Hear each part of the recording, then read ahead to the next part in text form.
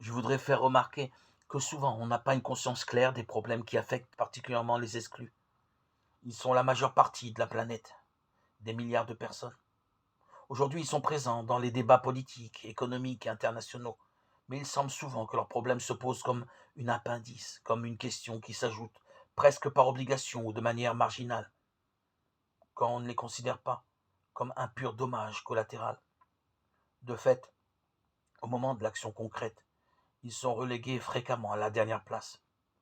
Cela est dû en partie au fait que beaucoup de professionnels, de leaders d'opinion, de moyens de communication et de centres de pouvoir sont situés loin d'eux, dans des zones urbaines isolées, sans contact direct avec les problèmes des exclus.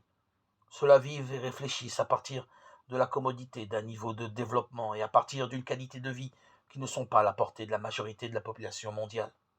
Ce manque de contact physique et de rencontres, parfois favorisé par la désintégration de nos villes, aide à tranquilliser la conscience et à occulter une partie de la réalité par des analyses biaisées.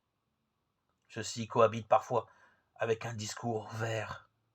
Mais aujourd'hui, nous ne pouvons pas nous empêcher de reconnaître qu'une vraie approche écologique se transforme toujours en une approche sociale qui doit intégrer la justice dans les discussions sur l'environnement pour écouter tant la clameur de la terre que la clameur des pauvres.